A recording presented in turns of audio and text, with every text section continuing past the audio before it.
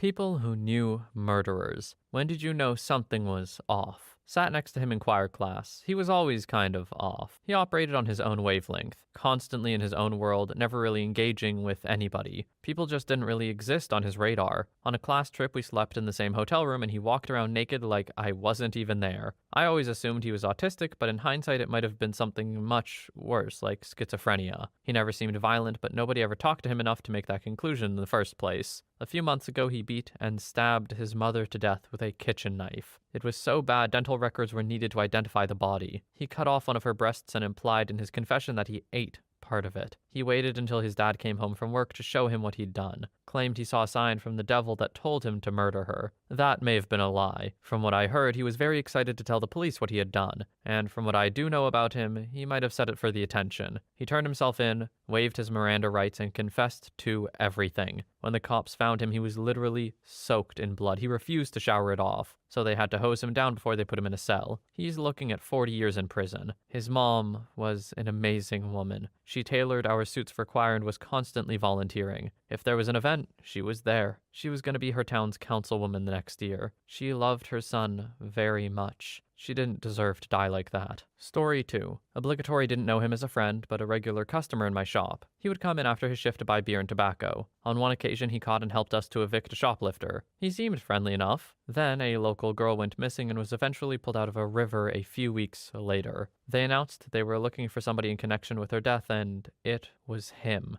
They had CCTV footage of him tailing her through a park, and footage of him buying beer in a shop, still unconfirmed to this day being our shop as they blurred out the surroundings. Anyway, as we had a TV in our shop switched to the news channel as it was a rolling story local to us, we started to discuss the guy. If we saw him on the day she went missing, that kind of thing. We hadn't, but it was at that point when one of my staff, a young girl who had previously said to management she didn't want to work the closing shift anymore because there were too many creepy men around, told us that he used to stare at her when he came into the store in a way that made her uncomfortable enough to not want to be on the floor when he came in. They never got to question him about the murder as he was found dead in a local park a few days later. He had hung himself. Story 3. I went through primary and high school with a guy in the year below me who seemed a little distant. We lived near each other and caught the bus from the same stop. He was a bit of a bully, but it was something more. Like, you could tell he wasn't a bully because he was hurting inside or because he felt threatened in some way. He was a bully because he did what he wanted to and didn't realize it hurt other people. Like the kind of kid who enjoyed pulling wings off flies. Not long after I left my hometown, I heard that he'd been charged with the murder of a 2-year-old. Apparently, his girlfriend at the time left her daughter with him for an hour or so while she ran an errand. He couldn't deal with the toddler crying anymore, so he beat her. He caused severe internal bleeding and she died in hospital not long after. He would have been around 22 when he did it. He was sentenced to 36 years with a non-parole period of 27 years. This happened in Australia around 2014. Yeah, I'd bet the biggest warning sign is when someone is hurting things because they want to, because it brings them pleasure or joy to do it. That is the scariest, because when those dopamine receptors get involved, how can you stop the brain? That being said, it does sound like this guy had some deep-rooted issues, and unfortunately, 36 years in prison probably won't help with that. But hey, I can still hope that some sort of reformation or help is obtained at least. Story 4. I know a guy who murdered a nurse and wanted to be our town's first serial murderer. He bought a murder kit online and stabbed her over 50 times. We'll call him Steve. I knew him through scouts. Now to preface, our scout trooper was pretty laid back. We didn't tend to bother with badges, and the 2 trooper leaders were pretty cool guys. Mostly we played silly games like crab football, built catapults to fire stuff across the hall at each other, etc. You get the picture. We were a little bit of a gang of misfits, but Steve was really weird. First time it came out was when he would do things like where he would get his butt out and dance around. At first it was outrageous and a bit funny, and he kept getting told to stop. When he kept doing it, it got a bit annoying.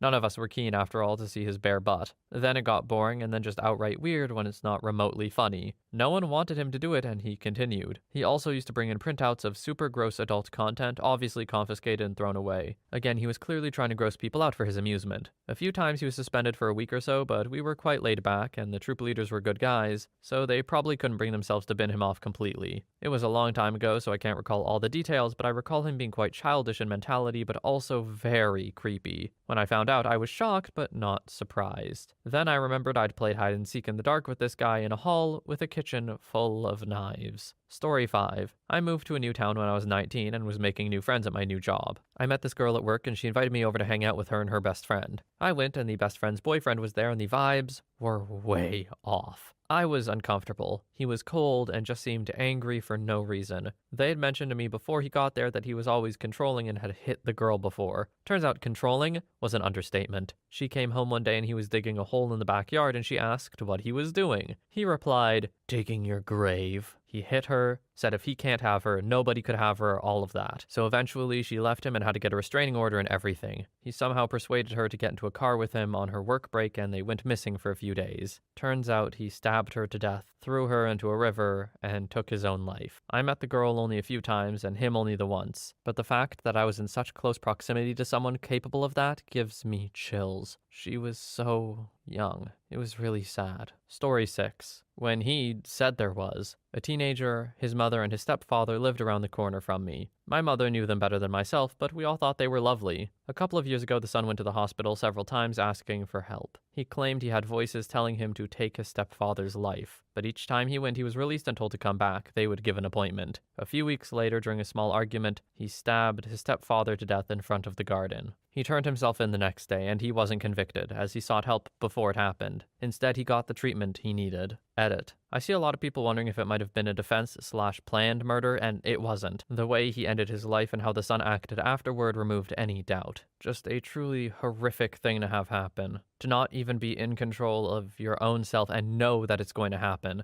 To look for help and essentially be denied it or told to come back later, and then have it not be early enough. All the while, you knew that at some point your mind might break and you might just take someone's life. That's a lot of guilt to have to live with, let alone the mental anguish that comes with just having these thoughts in the first place. Story 7. I worked in a food court in my early 20s. This family would come in pretty regularly. The family stuck out because they were giants. Mom, easily 6'1", Dad, 6'7". They had a few kids. Nothing really stuck out at the time. They never seemed happy, but never fought. They just always looked like they were coming out of mourning. I heard a few years back that the mom decided to leave the dad, and the dad murdered the whole family before taking his own life. Another coworker did something similar. He lived with his elderly dad. He was a super nice guy, but just always had this deep sadness behind his face. His girlfriend broke up with him. His dad's health went south. Everything became too much, so he shot his dad and then himself. Even after hearing that, I felt bad for him. He seemed like a dude with a big heart, and if he just had a day to decompress and someone to talk to, I think it could have gone a lot differently. Story 8. My uncle murdered somebody and is now currently serving life in prison. From my earliest memory, I knew he had some screws loose. He caught his wife at her lover's house, so he shot the guy. He was going to shoot her too, but she convinced him she wouldn't tell anyone. He burned the guy's house down in an attempt to cover his tracks. As soon as the wife could get free of him, she immediately reported him. As far as me saying I always got creep vibes from him, he always reminded me of a poor man's Charles Manson. Story 9.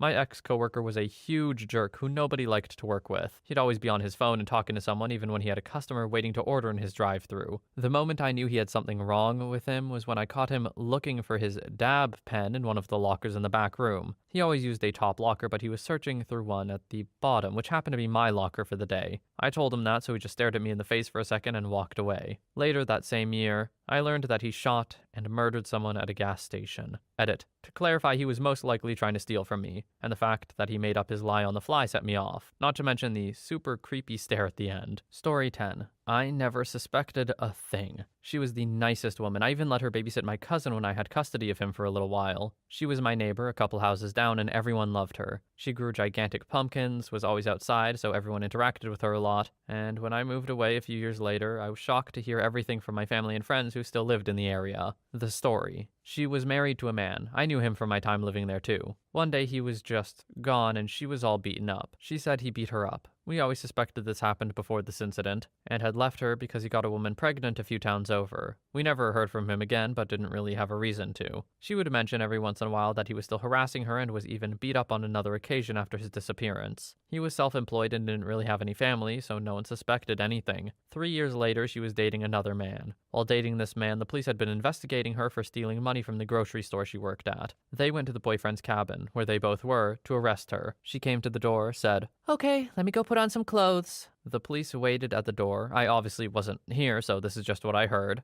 And the police then heard 2 gunshots. They run inside, and she had poured gasoline and set the house on fire and then shot her dog, then herself. It took some time to get the house fire under control. Once they did and began investigating, they found another body in the basement that didn't die in the fire, but several days earlier. The body in the basement was her boyfriend. Then they began investigating further and found a blue 55-gallon drum in her backyard that contained her husband. So she murdered 2 people and her dog, and all she was suspected of was stealing from the grocery store. Story 11. The murderer I know was more of an acquaintance or casual friend. He lived down the hall from me and we hung out sometimes, but not just like the 2 of us. Still, we would chill at each other's places regularly. I passed him one day in the stairwell and said hi, and he said hi back but called me by the wrong name. He was really distracted and kind of awkward. He didn't make eye contact and just kept moving. I remember thinking, maybe we don't know each other as well as I thought. Later, he was playing N64. Yes, N64, it was a while ago, with my roommate when I came home. He apologized and said his mind was elsewhere. A couple days later, there are cops all over the building interviewing people and searching his place. They'd found the guy's roommate with a bullet in the back of his head in an abandoned lot across town. The next day, he confessed. Alright, so if someone calls me by the wrong name,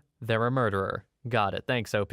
Story 12. There was a kid I went to high school with who always gave me the creeps. We had a lot of mutual friends, so we always ended up hanging out, and it always made me feel really uncomfortable. Our senior year, he got suspended for like a week because someone had found and turned in a hit list of his. No one really took it too seriously. About 3 years after we graduated, he was in the news for murdering a man in our town that he barely knew. He told the police that he held the man's eyes open so he could watch his life leave his body. Story 13. I didn't. He was the sweetest, kindest, gentle giant kind of guy. Bit of a weirdo, but still a great guy overall. I remember once that he shed a tear just by talking about his kid because he was so filled with emotion from having him in his life. He turned out to murder his wife, kidnap his child, start the longest Amber Alert in the history of Canada as he tried escaping to a different province, and he murdered another man to steal his car. I'm still unsure today if I should have seen anything at that point. It comes to haunt my nightmares from time to time. Story 14. Looking back, I should have known immediately, but I didn't even know what I was seeing. In 2016, I was working as a server, and one of my coworkers was always complaining about her crappy husband and how they always fought. They were from Chicago and kind of just always loud and aggressive, so I didn't think much of it. One night, they both came in for dinner and drinks and sat in my section,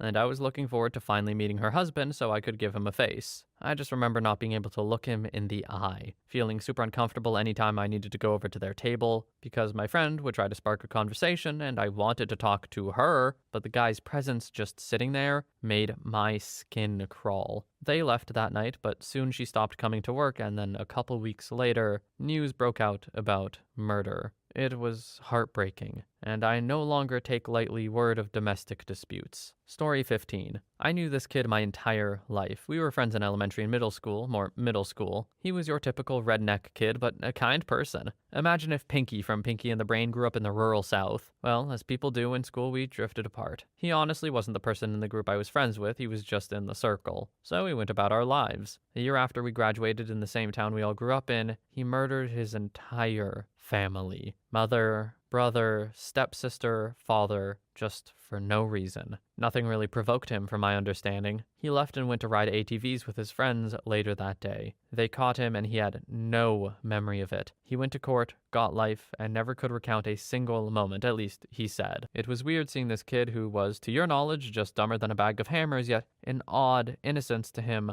on trial for such atrocities. He just sat stone-faced the entire time, almost like he didn't understand what was happening. Not to say I feel bad for him, but I felt something. Sadness, perhaps. Story 16. Not sure if this fits here, but it's a sad story nonetheless. About 4 to 5 years ago, my mom hired this man to remodel her kitchen because he had been recommended to her by a bunch of people. The day he shows up, he has his 11-year-old daughter with him to help him out. The second I saw both of them, I think he's touching her. I don't know why, have zero proof, just a weird feeling, and his vibe totally creeped me out. Maybe because she was so young. He mentioned having another girl and a son, and she should have been in school. He brought her over every day for 2 weeks while he did the kitchen. She was seemingly happy and fine, so I just sort of kept that in the back of my mind. Every day I would ask my mom when he'd be done so he could get the hell out of her house because he was just so creepy and I didn't want to be around him. My mom ignored it and told me she didn't understand because he did good work and he was really nice. Cut to about a year later and my mom calls me and goes, "Hey, remember Andrew, the guy who did my kitchen?" I said, "Yeah, why? Did he get caught touching his daughter?" She goes, how did you know that?" Turns out he had been brutally torturing his entire family, not only touching his children, but did stuff like tie his son to a shed outside and make him eat his own feces, and it was all in the name of Christ. They fled from him in the middle of the night, and he's now in prison for the rest of his life. When it comes to really bad people, I feel like everyone mentions getting this vibe around. Well, not everyone, but a majority of people get this vibe. Where does that vibe come from? I wonder if it's just like an accumulation of a bunch of smaller cues that you pick up subconsciously, because that's the best that I could think of. Or hey, maybe truly evil people do just let off an evil aura. Story 17. My biological dad ended up murdering my stepmom. Everyone in my family, my mom and 2 older brothers, definitely knew something was up. He had severe anger issues and was very abusive. Some of the earlier memories I have are of him choking one of my brothers. He even almost choked my mom to death a couple of times. Obviously, my mom was smart and divorced him, as she didn't want to see him take my brothers' lives. Years later, I come home from school and my mom and stepdad take us all to the side and tell us he shot our stepmom and was currently in jail. None of us were surprised. If anything, I was just so grateful my mom left him. It's so strange that I am directly related to a murderer. Story 18. Not my experience, but my grandmother's. She got pregnant at 15 by my grandfather and had to get married, 1960s. He was extremely abusive, and my grandmother went to the police multiple times because she felt like he would wind up ending someone's life, but they just didn't take it seriously and ignored her. He went on later to strangle and beat a 14-year-old girl to death with a baseball bat just a couple of years later. Story 19. The first time I met him. Jose was a friend of my ex, and something immediately seemed off. He was sneaky, always lying and cheating, not good at it because he was dumb, and a total narcissist as well. I told my ex to keep his distance, that Jose would only get him into some crap. Not only did he set up my ex to be robbed, Jose snitched on a bunch of other people and finally snapped on a stranger in a fit of road rage and stabbed him. The guy he murdered was fairly young and a good kid, just wrong place, wrong time. I hope that jerk rots in prison. Story 20. I know one and still keep in contact with him. We all knew he had issues with rage, but we never thought he would have murdered someone. We worked together at this restaurant for a while and we got really close. Like if I wasn't in a committed relationship at the time, I would have dated him. He was super chill, down to earth, and the sweetest person, until something triggered him. He didn't get angry often, but he had triggers that would send him into a rage. He was horribly abused as a child by his father, so there was a lot of resentment towards men that looked like his dad or talked down to him. That's where we bonded, because I was abused by my mother. Thankfully, I had the resources to manage my trauma. Unfortunately, he did not. His parents believed that God was going to cure him. It got to the point where his mother left because his father would pull him out of therapy as soon as they would start making progress, and she couldn't deal with it anymore. He ended up suffering from a concussion about 6 months after I met him. He was helping a friend move and had a dresser fall on his head. After this, he wasn't the same. He quit coming into work and went almost radio silent. We would still talk, but we weren't as close as we were before. At the time, I was moving into the city and he lived in the suburbs, so we had planned on getting together to catch up. A week later, I got a call from my friend at 7 in the morning saying he was in jail for hiding a body. I was shook. After an investigation, they interrogated him and he confessed pretty quickly. He beat his dad to death with a barbell and tried to hide his body in the house. Afterwards, he ended up trying to take his own life, but was unsuccessful, so he just left the house. After he was booked, I sent him a letter to check in on him. He had suffered from a psychotic episode and now only remembers moments from the act. He's now serving 40 years with the possibility of parole after 20. He's medicated and doing really well. Last I checked, he had a few activities he was responsible for managing, and he was working through his traumas with a psych. Story 21. My ex. We were middle school sweethearts that led into high school. He was sweet and good to me. We drifted apart but stayed friends. His best friend about a year later made a comment while they were drinking about finding me to be attractive, which led my His best friend about a year later made a comment while they were drinking about finding me to be attractive, which led to my ex attempting to murder him with rat poisoning. He went to jail as a juvenile and got out. He came back with anger issues and we all kind of went our separate ways. The ex moved to Florida, and next we heard, he was in jail for murder. Like most bad Florida-related stories, he got hooked on ice. Met a girl, and in their desperate attempt to keep their habit going, they targeted this elderly couple. They broke into their home, tied them up, and raided their house. They gave them PIN numbers and anything else they thought of value. In their drugged-up, ingenious minds, they decided that this elderly couple saw too much. He dug a huge hole and threw the elderly couple in alive. He buried them. Once they felt the job was done, they took their ATM card and was able to get $200 from it. That was it. That was how they were tracked, too. He's currently on death row for 2 counts of murder and a slew of other crimes, including kidnapping and robbery. And that, folks, is the story of my ex, the double murderer. Story 22. Kid I went to school with from 5th to 8th grade. He was always a jerk. Typical class clown, but with a mean streak. When we hit middle school, he was always making comments about / 2 girls that were incredibly inappropriate. I never liked him and hated being around him. He ended up getting into ice and shot his mom and dad in their sleep while high. His mom died and his dad survived but was severely injured. Last I heard, he was crying crocodile tears saying he regrets everything and wants another chance. But knowing him, it's total BS. He deserves to rot. Story 23. I've worked with 3 murderers in my job supporting people with disabilities. All 3 had varying degrees of learning disabilities, and honestly, only for one of them did I know something was up. He worked out a plea deal as his disability meant that he appeared to lack mens rea and fitness to plead. It was as I was taking him home after all of the investigation was over, he turned to me and said, "Don't tell my wife about this." It was at that exact moment I knew he knew what he'd done. The other 2 incidents, one was so traumatized by what she'd done that she never recovered. She'd been in prison for 25 years and was broken when she came out. The last was a couple. Another vulnerable adult had gone missing. They even helped with the search teams. They were in bits, really concerned for the welfare of their friend. Went on TV for an appeal for her to come home. She was under their bed the whole time. Story 24. I have 2 scenarios that are similar enough to mention. 1. I went to the same high school as the chick who gained infamy in the US for convincing her boyfriend to end his own life and then running all these charity events for him before getting caught. The text messages were public record and absolutely chilling.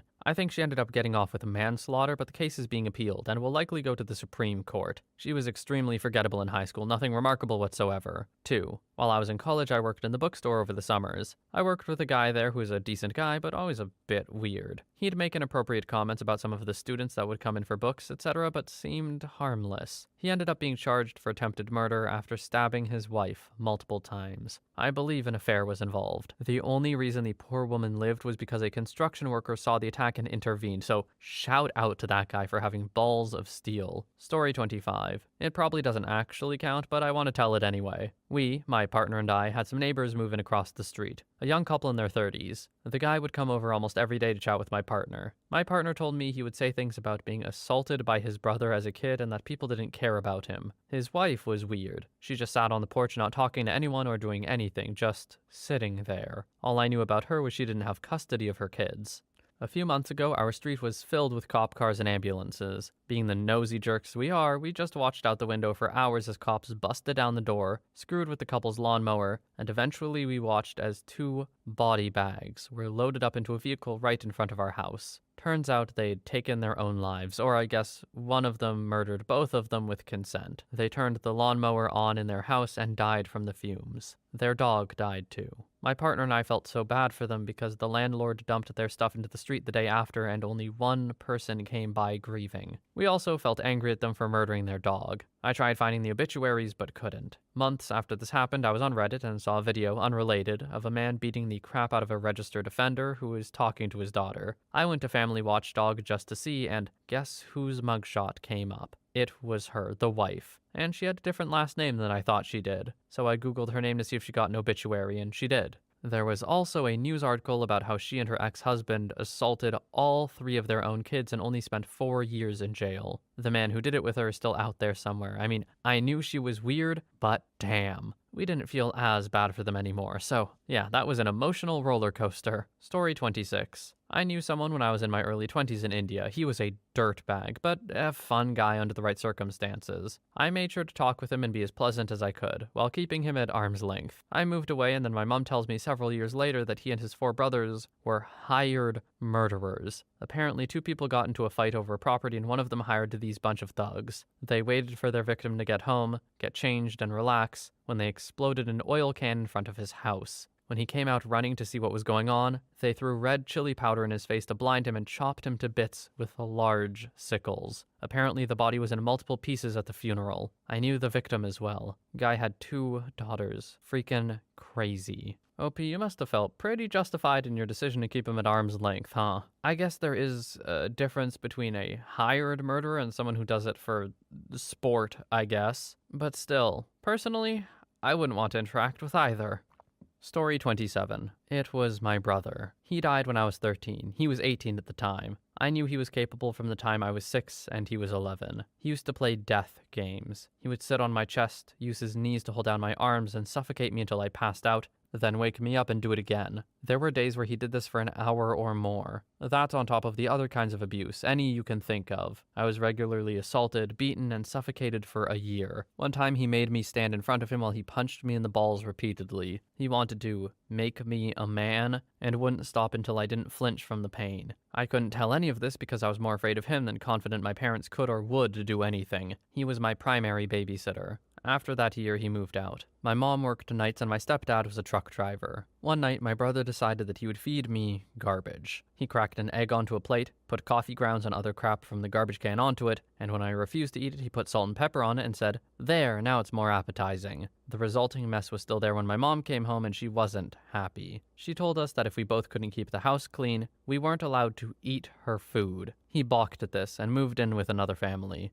I was finally free for a short time, though I didn't eat anything but school lunch for 2 days, and my uncle found out and put a stop to it. Anyway, from 12 to 18, my brother got into a lot of trouble. He was arrested multiple times for assault. He was in and out of alternative programs like Outward Bound and boot camp. Finally, at 17, he was sentenced to 2 years in juvenile detention. He spent a year in and came out to live with a preacher in another nearby town. Eventually, they convinced the parole board that he was rehabilitated and, over the objections of our local police, let him off all probation and parole. That preacher introduced him to friends of his who my brother eventually moved in with. He also met a girl. They met right before summer started, and he was in love. To her, it was a summer fling. When she broke up with him, partly due to his controlling/abusive behavior, he lost it. He came back home one weekend to meet up with some friends, and he also came to see us. Later, my mom would say she knew something was up with him, but that's all hindsight. Sunday night, he went back home. Monday night, he murdered his 3 roommates execution style with a gun he got from a friend that had perpetrated a burglary of our local hardware store. He also stole one of the victim's cars. He then drove 8 hours to where his ex was in college. He arrived pretty early Tuesday morning and somehow got into her dorm room. Tuesday morning, he found his ex and shot her in the foot, threatened to murder her, and then locked him, her, and a few of her dorm mates in a room. A 6-hour hostage standoff with police ensued. Eventually, he stuck his head out the window one too many times, and a police sniper shot him right in the neck. He tried shooting at the cops as they stormed in, but he was dying. He died later in the hospital, and my family became national news for a short time. When did I know? Well, I knew the moment I was 6 and the bad times began. I thought I would be his first victim. The day he died was the first real day of my life. A day without terror. Yeah, I guess being horrifically abused by someone for multiple years would be a pretty good indicator that they are going to do something terrible when they grow up. OP, I just want to say I am genuinely horrifically sorry this happened to you. No one deserves to have a childhood like that, and no one deserves to have to live in fear constantly. With all the warning signs that were there, the fact that no one could really do anything about it still is heartbreaking. Story 28. I had a friend who, for some unknown reason, stopped taking his medication. I think it was for bipolar schizophrenia. Anyway, he ended up stabbing his mom and little sister to death and drinking their blood. Later, after he had been arrested, they found him eating and drinking his own feces and fluids, babbling about how their menstrual blood sustained him. He got back on medication and the state said he was mentally fit for trial and they convicted him.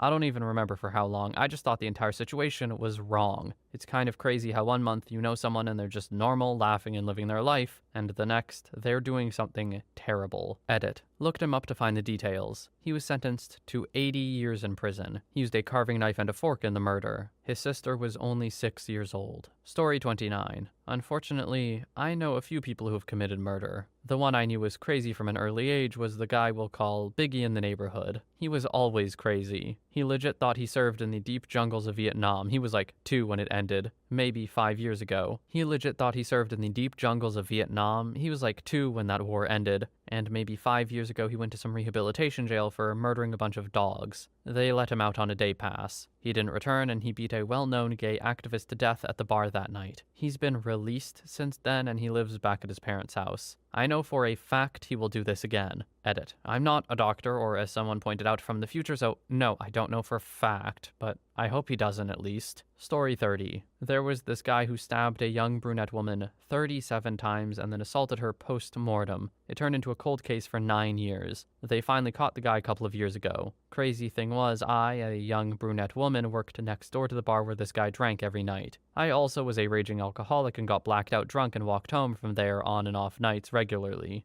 That was almost every night, too. Almost 2 years sober now, thank God. However, I knew something was off about this guy the minute I laid eyes on him. I read people like a mother effer, and I just knew he wasn't someone to know. I talked to everyone who frequented that bar, but I never had a single conversation with him. And if I was out on a smoke break while he was outside, I just never felt like I could turn my back on him. When they arrested him due to one of his relatives adding their DNA to a genetic testing site, I straight up got chills down my spine for the first time in my life. Crazy thing was, I wasn't surprised. I was just surprised I knew from the minute I saw him. Story 31. My neighbor and first sort of boyfriend ended up running over his girlfriend's mother after stealing her money for drugs. He was always a bit controlling and a lot out of control, but as soon as he started doing serious drugs around 17 was when he became a serious concern. He ran away from home and disappeared, only for his mom to get a call that he had murdered someone. I think it was ruled as manslaughter though, since there wasn't enough evidence that he intended to murder her. Story 32.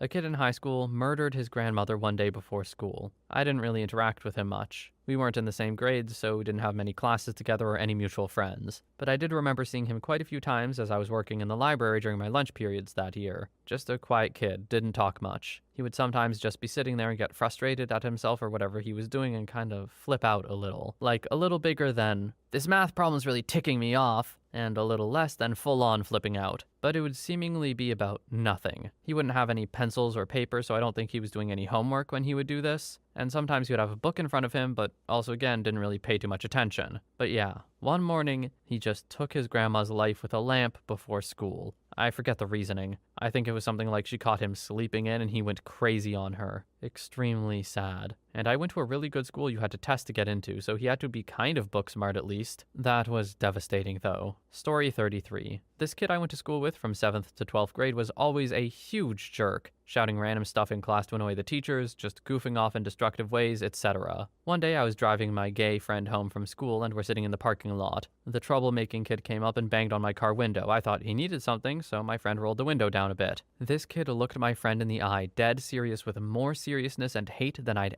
ever seen in him. He called him a slur and then walked away. We were so shaken, like the whole world stopped. I felt so bad for my friend too because he already had to deal with his family stuff, and I stayed the hell away from that kid after that. 2 years into college, I find he's in jail for most of his life for murdering his mom in cold blood. Edit. My apologies that this isn't clear. A bit of clarity. The troublemaking kid is the one who murdered his mom. My friend is fine. Everything that OP said kind of adds up to this kid was like really a jerk or whatever, but murderer is still kind of wild. I think that part must come in with what OP said about the kid having more seriousness and hate than he'd ever seen in his life. It's once again just that vibe or look that someone has that really unsettles you. I still wonder, what that is and how we as people know. Story 34. Honestly, I didn't. Son of a wealthy family. We were really good friends growing up. He would invite us all over to his awesome game room to play Warhammer, and would use his massive allowance to buy us Warhammer boxes just so he would have more people to play with. He ended up getting his own house right after high school, and we all hung out there for movie and video game nights, and gladly shared spare bedrooms he let us crash in when we needed a place to stay. He's now serving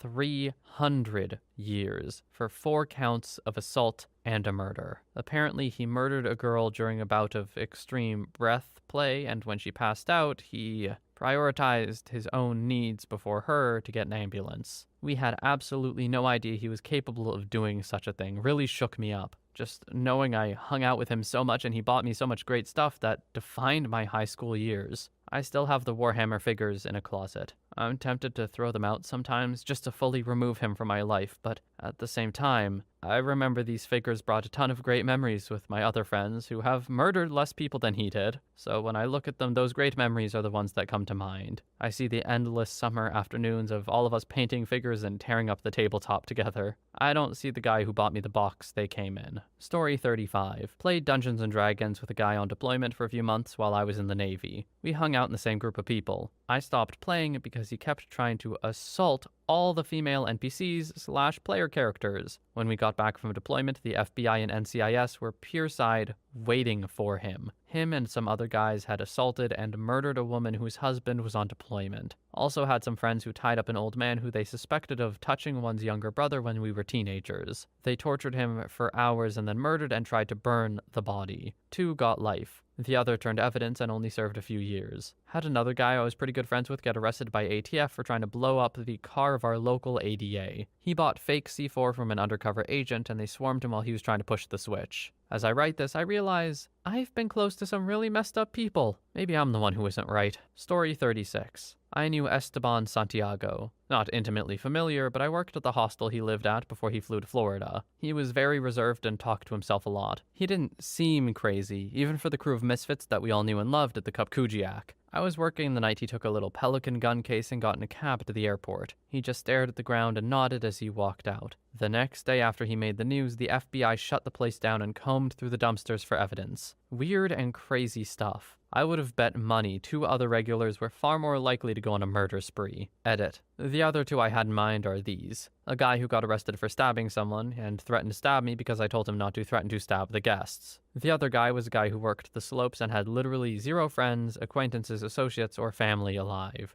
I thought this guy was mute for the first week I knew him. I thought I knew what a loner was before I met this guy. Story 37. I knew a guy a few years ago that was pretty much a walking version of r/I am very badass. On social media, he was an endless barrage of selfies. Some were of him holding his knives and guns, just wishing someone would try him. Others were him shirtless in the bathroom showing off his satanic tattoos. He wasn't one of those humanist Levian Satanists that don't actually believe in God or the devil. He believed the Bible was real. He just chose to worship Satan. He was also a violent drunk who hated women, but that never seemed to stop women from dating him. I always thought it was strange that whenever he got a new girlfriend, a lot of his exes would come out of the woodwork trying to warn the new girl that she should stay away from him. This happened all the time. When he got to his last girlfriend, it was business as usual. One day she had enough and called the police to report him getting drunk and slamming her against the wall. While she was on the phone, he went to get his gun. I heard the 911 call. The last thing you hear is her saying, "He's coming back now," and then screaming. They found her body in the neighbor's yard and his in the front doorway. Story 38. In my case, I grew up knowing the family, so it all seemed normal. But even as a teenager, I could see there was something wrong with my friend's dad. A big group of us were going to a school dance, and the dad asked for a kiss before we all left. And the dad bit his son, and he was bleeding for a while. It was all shocking and upsetting, but it was soon forgotten because he had done increasingly terrible things in front of us. So the abuse ended up being kind of normal. His second wife used to babysit me and my brother when we were little, and we lived on base. My mom said she helped that woman leave in the middle of the night with her 2 babies at the time, but left the 2 older kids with the dad from another marriage. When my mom got out of her abusive relationship, we were beyond poor. She was working 2 jobs. I remember not eating sometimes at the end of the pay period. That man drew up a contract that my mom would marry him and they wouldn't have to sleep with each other until she learned to love him. Then went out and gave me and my brother the best Christmas I ever remember to try and bribe her. Luckily, she wasn't fooled. Later, when we all grew up, my best friend at the time dates the younger brother, and the older brother went off into the military and got a dishonorable discharge for steroids. Me and my stupid teenager self dated the older brother after he got booted from the military, and all four of us moved down to Florida for a time. What I noticed is how they begin to isolate you, turn you against others, turn you against your best friends, your family. When the dad would come to visit, everything is a big family secret, no matter how mundane. My best friend and I had enough of the isolation and abuse, so we took my car that I begged my dad to buy me and left. They caught up with us in Tennessee as we tried to get home and followed us the whole way back to St. Louis. Finally, they left when we were back home with our families. While we were gone, the dad remarried and had a baby. What I gathered after the fact is she was planning on leaving and taking the child. He manipulates his two damaged and abused sons to help murder this woman and make it look like a drowning at the Lake of the Ozarks. I went to the funeral with my mom and we knew then. The dad didn't talk to his wife's family and sat next to us the whole time. When it was my turn to view her, I got this feeling of dread. His two sons had gone back to Florida and were not at the funeral. When we left, my mom and I sat in silence at an Outback steakhouse. We were sure she was murdered. Ends up, he had his oldest son, the one I dated, help hold her underwater while the other son who dated my best friend watched the baby from the shore or a house nearby. When my old boyfriend went back to Florida, he confessed to his mother and his girlfriend at the time and turned himself in from the guilt. Abusive people are manipulative and hold many secrets. You always know what they are, but it happens so slowly over time that you don't understand the scope of their malicious intent. I have a lot of sympathy for those boys, I think. They committed horrific, awful acts. But man, if their circumstances in life did not lead them directly there, like breaking a cycle of abuse and being under control of someone abusive and manipulative, especially when that someone is your father, who you've known since you were born, presumably, yeah, knowing right from wrong is, more difficult in those circumstances. Story 39. Was friends with this one guy I met in high school. Long story short, he murdered another friend of mine. When his name came up as a suspect at the time, it took me back to when me and him would go on about different murder cases and how he studied the Zodiac murderer. We used to talk about how we would dispose of a body if we had murdered someone. I grew up on a lot of true crime because of my mother, so at the time, didn't raise any red flags. I just thought he liked true crime like me. He did like true crime like you, OP. He just also was a reenactor. Story 40. A boy I went to grade school with used to wet himself constantly. He always tried to hang out with me. Our mothers worked together as housekeepers at a nearby resort, and sometimes they brought us with them when they couldn't find childcare during school vacations. He would go through 3 or 4 pairs of pants while we were there. I also was in his group during a summer rec program, and he would run fully clothed into the pool when it wasn't our turn. He pretended it was an accident every time, but I knew he was trying to cover up the fact he'd wet himself. On the playground, he would go up on the hill behind the school and lay out in the sun with his legs spread, hoping it would dry before recess was over. I felt bad for him. I had enuresis at night until I was 14, so I kind of understood. Obviously, his social life was more affected by his incontinence. He ended up becoming something of a bully. He would get really mad on the playground or in gym class if someone beat him fairly, and he would swear at them and try to pick fights with them. Then he moved away, and 10 years later I read in a newspaper that he had murdered his girlfriend while she was asleep. She had a daughter who was only 1 or 2 years old. A few years later I read an article about the link between enuresis and homicide. Apparently some studies had been done that showed enuresis was one of the 3 major warning signs that someone might commit homicide later in life, as it may be indicative of stunted development of the amygdala, a part of the brain that partially controls bladder function but also enhances emotional learning,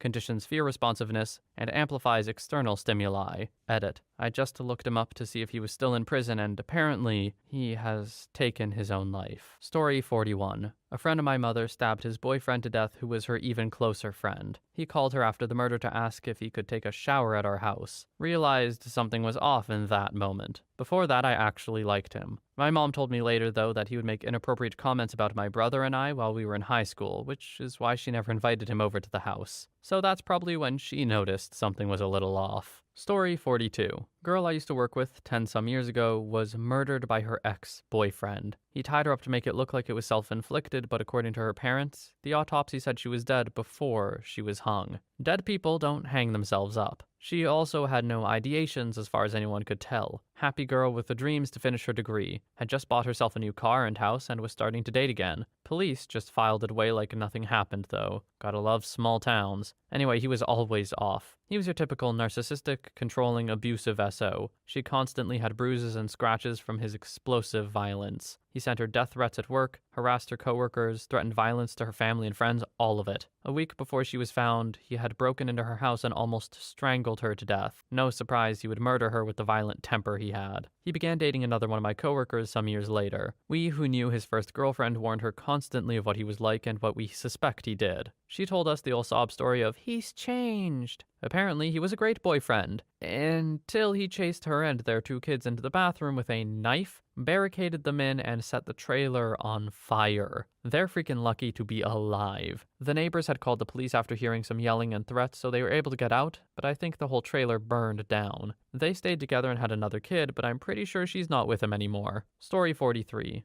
I am the survivor of an attempted family annihilation. I didn't like my stepfather from the moment my mother introduced him. Every time I was around him, I was just afraid. Constant dread. My stomach and chest would tighten, and I'd feel like I couldn't breathe. He had these blue eyes that looked like something you'd see in a taxidermy animal. No life in them. I didn't tell my mom because I wanted her to be happy, and I was afraid she would think I was being dramatic and dismiss it if I tried. He started beating us both shortly after he moved in. They got married in May of '96, and he murdered my mother and tried to murder me in January of '98. He's still in prison. He last came up for parole in 2012, and the board was evenly split as to whether to release him or not. I'm pretty sure they'll release him next time he comes up in 2022. Story 44. My dad is from a small village in India, and apparently there was a disagreement among 2 families over farming. 2 brothers from one family tried to attack the other family with swords, and the other family shot them down. All this happened in the middle of the village, and my dad was 7, and he saw all of it. Apparently, the 2 brothers are somehow related to me. Also, apparently, the 2 brothers challenged other family to a manly duel with swords, and they quite literally brought guns to a sword fight. Both families were quite prideful, so my dad said he knew something like that would happen. Story 45. As a kid, 13 at the time, I had a friend whose older brother, about 19, was known and respected for his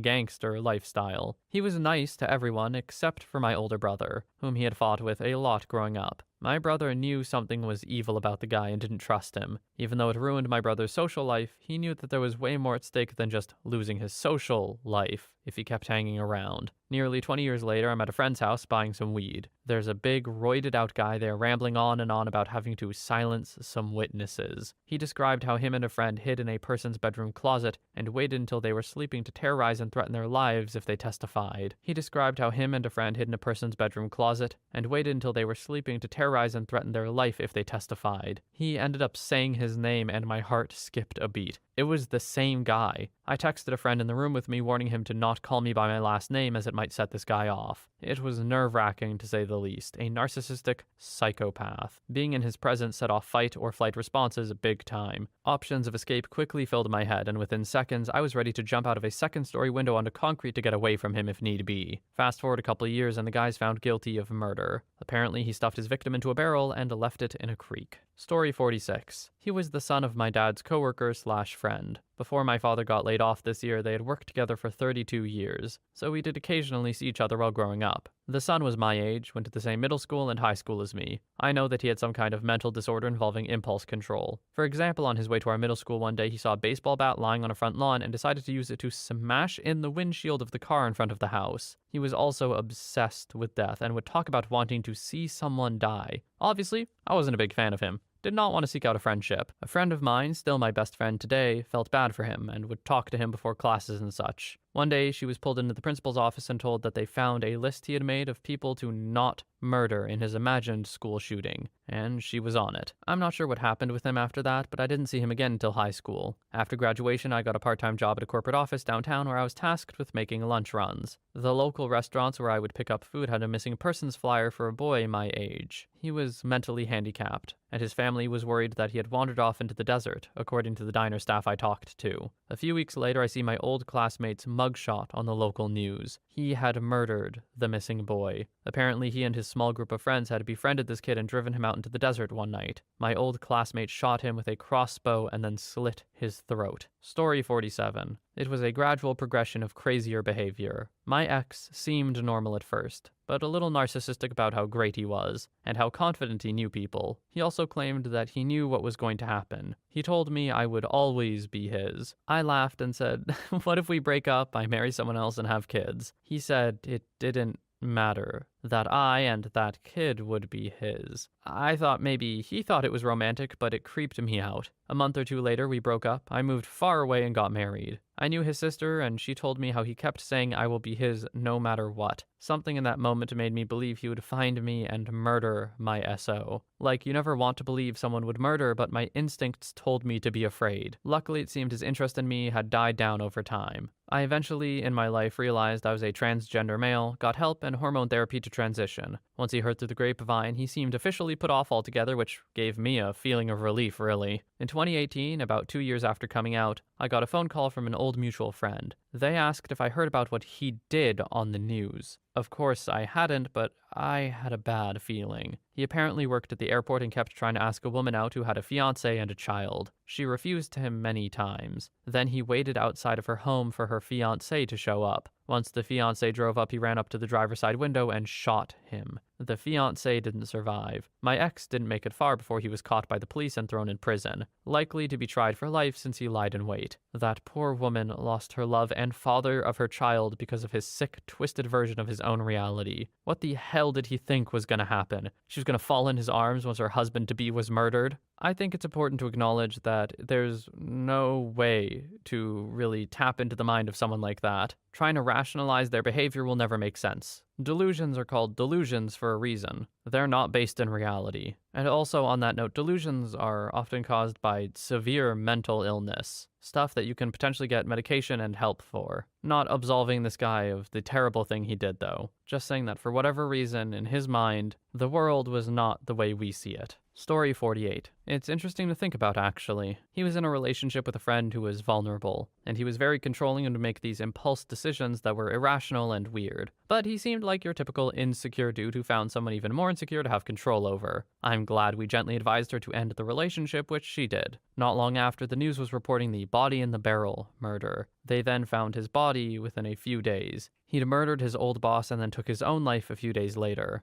I guess the lesson in hindsight was his need to control. He had a zero tolerance for not getting his own way. He was literally a 20-something that would throw a tantrum if he didn't get what he wanted, and he never, ever compromised at all. Story 49. I used to know a forensic psychiatrist. He was in his late 80s. Still appeared as expert witness in court, a brilliant, funny man, but in some ways, chilling. The most frightening thing he ever told me was, "There is normally no difference between a murderer and you, except that one day they chose not to ignore the evil thoughts that most of us have. Who knows? One day, when you're angry enough, you might not ignore them either." On discussion, he admitted that there are some people with no empathy, no compassion, and total inability to consider anybody except themselves, but he maintained these were by far the minority of murderers. Most were ordinary people who were just pushed beyond normal boundaries. Story 50. My best friend growing up went down a road of heavy drug abuse. He couldn't keep a steady job, so the only way to feed the habit was to rob people, including my family, many times. After serving several years, though not his full sentence, he was released this summer. Apparently, years of prison did nothing, because he was arrested about a month ago for possession and identity theft. He apparently gave the police my name and address when they stopped him. It is actually disturbing because I've moved since he was locked up and have had no contact with him. The fact he was able to rattle off my new address doesn't sit well with me. We caught him casing our old house when he knew I was at work. Anyway, the police were obviously easily able to determine who he really was. A few days later, the local police department released a story stating he was being charged with the murder of a man found dead a couple of months prior. He was strangled to death in his home. While he did become a massive piece of garbage, I never would have suspected he would do something like that. He hasn't yet been convicted, but from the sounds of it, they have strong evidence against him. Story 51. I always knew something was off because he was seemingly always angry. I never thought he would take someone's life, though. He was the receptionist at my work. He was difficult with everyone, constantly complaining, didn't want to do any actual work, and was super passive-aggressive with everyone. It got to a point where I avoided him like the plague, which was difficult because he was the first person you would see when you walked into the office. Although he was responsible for basic tasks like making copies, providing work supplies, etc., I always did those things myself. One day I came in and he wasn't there. Someone told me he had been arrested for murder. Turns out he got into an argument with his ex-boyfriend,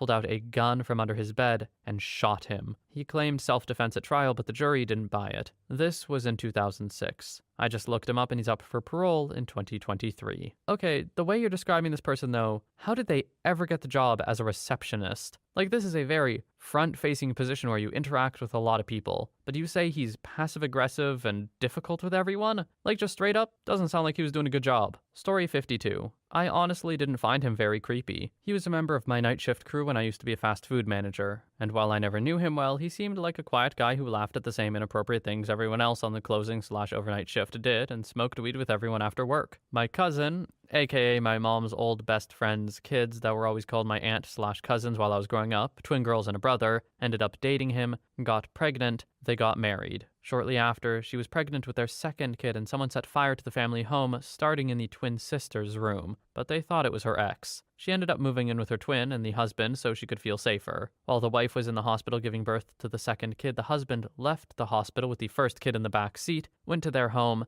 and assaulted and murdered the twin sister before going back to the hospital and acting like nothing happened. It's been 8 years, and I will never forget how unsettling it is to realize you've spent time with a murderer and never felt like something was off. Like, we weren't ever friends, but I never had the feeling that he was a murderer. Other people, I've had that unsettling feeling, but this time, it was honestly terrifying to realize how normal he seemed. Story 53. This kid I went to school with. He was a horrible person who did everything he could to aggravate the nicest teacher I had. I was only in one class with him, but from what I heard, he did things like that in every class. Constantly got suspended or just didn't show up for school. About 5 years after high school, he murdered and dismembered someone and disposed of the body parts in an open field. Another was a kid who rode the same bus home as me. Him and his buddies beat up a homeless man for literally no reason. He was out of jail for some reason and shot and murdered his pregnant girlfriend. Both terrible people who deserve life sentences. Story 54. I grew up with a kid that ended up torching a neighbor's house and murdering 4 people when he was 14, including 2 small children. I didn't really know him all that well, but because of the small town we lived in, we did hang out occasionally. As to when something was off, it wasn't really one event. I remember being astonished when he got caught skipping school in the 3rd grade. We were little kids and this absolute badass was walking around town by himself. From that moment on, he was labeled as bad and got in small amounts of trouble from time to time. He smoked, drank, and did drugs way before the rest of us even considered such things. Apparently, he was teaching one of the kids in the house how to use matches, and the father caught him. He went back that night, broke in, and set fire to the house. I knew the family he murdered pretty well and even watched the kids a few times when the parents had errands. It's a super sad story. He was sentenced to 8 consecutive life sentences without the possibility for parole. As far as I know, he is still the youngest person to be tried as an adult in our state. Story 55. I had an employee, big dude, about 6'5", 250 pounds, who seemed like a nice guy, but had an absolute jerk of a girlfriend who pretty much controlled him. She was so bad we had to ban her from the property. One Friday, dude runs his routes but can't make it back to the office in time to get paid for the week. No biggie, just pick up your check on Monday. He refused and offers to fax in copies of his run paperwork. That's against policy, so our payroll refuses. Next thing I hear is a commotion in the payroll office. He drove up and just went in there and started whooping everybody. I tried to jump in and he tossed me like a javelin too. I called the cops and we pressed charges, the whole 9. A few months later, I got a call from the local paper asking if I know so-and-so. I'm thinking they're asking about the assault case. Nope. Turns out dude's girlfriend left him. He stalked her and waited outside overnight. He knew she doesn't like turning on her car seats in the morning when it's cold, so she would ask her new boyfriend to do it. Well, he decapitated him and put his head by the body and took a load to Utah like nothing happened. They picked him up at a truck stop, chilling, waiting to pick up his next load. Story 56. For me, it was after the fact. My ex-husband courted me quite over the top in hindsight. He spun a lyrical tale of how our fates were connected and how we found each other at just the right time. I was foolishly smitten. After we'd moved in together and been engaged, he started talking about his job at the mental hospital before we met. I started realizing something was off about him, but he'd started slowly isolating me. He made me prioritize him, and it was a seamless transition. I was seeing my family less, talking to my friends was monitored, and he'd started getting weird in the bedroom, forceful, wanting me after I was crying, inconsolable from arguments,